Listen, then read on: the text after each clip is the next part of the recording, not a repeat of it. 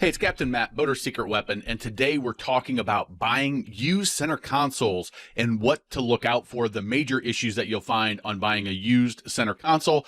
The first one is mold and mildew.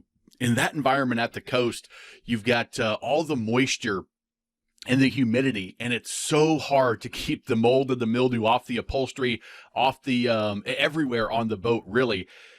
Once that mildew gets started and that mold gets started, it gets into the cushions and it's nearly impossible to eliminate completely and to stop it.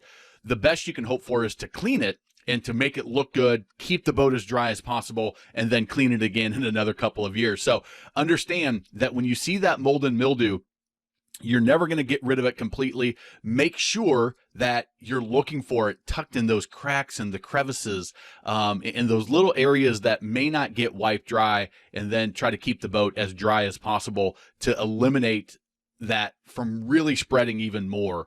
But that is one of the biggest things that you'll find on these center consoles. Next is rot in the transom, rot in the stringers and the flooring.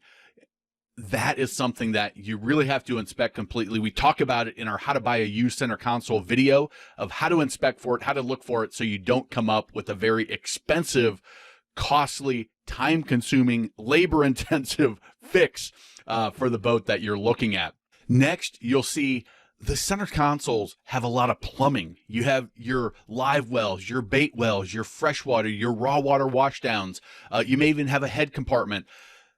All of those require some level of plumbing and pumps. So you have to be able to check those pumps. You want to check the plumbing as well and make sure that your hose clamps are on tight, preferably double hose clamps, because if one of those springs a leak while you're out, a mile offshore or 5 miles offshore or further, you can have a serious issue on your hands. So you want to make sure that's all in good working order. Go through all of the plumbing systems, including looking at the hoses and the fittings and the hose clamps, and make sure those pumps are working as well. Next, if you have a T-top, cracks in the welds.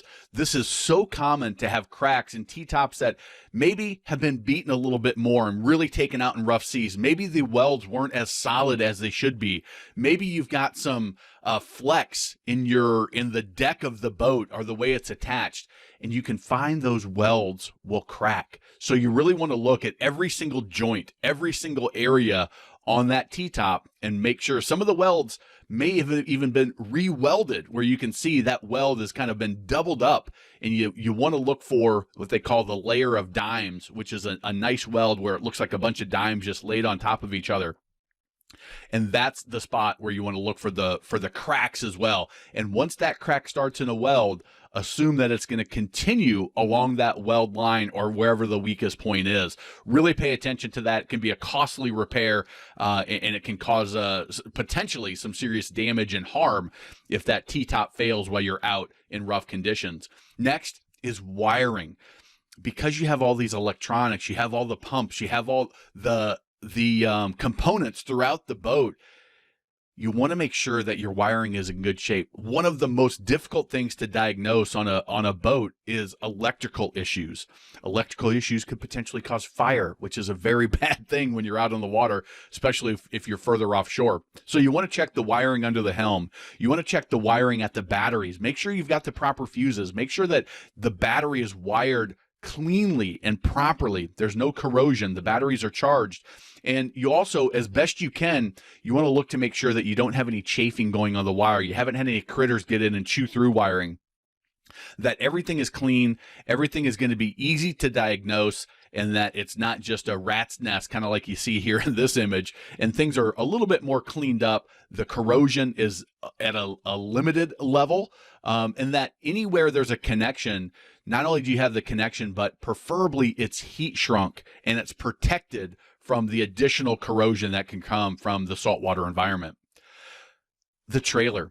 You get so excited about the boat and focused on the motor that sometimes people will forget that trailer is a major part of the package. It can be very expensive to replace a trailer, especially if you're in saltwater with these center consoles. Your leaf springs, your axles, the torsion bar, if it's a torsion axle, the bunks. You want to make sure the bunks are solid. And if you're going in saltwater, you absolutely positively do not want a painted trailer. You either want aluminum or you want galvanized. So understand your situation, what the best type of trailer is. We've got a whole video on how to inspect a trailer that you can watch on the channel with over the 400 videos on that channel. Of course, if you're looking at a center console, making sure that your power plant is in good condition. Now, you're probably going to have an outboard, a Yamaha, a Mercury, a Suzuki, a Honda, maybe an Evinrude. You likely won't have the stern drive, but you want to check the compression. You want to check the gear lube. You want to check your oil. You want to check your fuel filters. You want to make sure that you run that boat and demo it for a good 15, 20 minutes to make sure under load that boat performs the way you want it to. And all the RPM ranges, some wide open throttle, does it take off? We have all of that is included in our free Boat Buyers Toolkit, which you can download at boatbuyertoolkit.com. Check that out. If you enjoyed this video, give it a thumbs up. We've got over 400 videos on the channel. If you're a first-time boat buyer, you might want to check out the First-Time Boat Buyer Part 1 and Part 2, which is in the First-Time Boat Buyer playlist on the channel. Remember, life truly is better on a boat.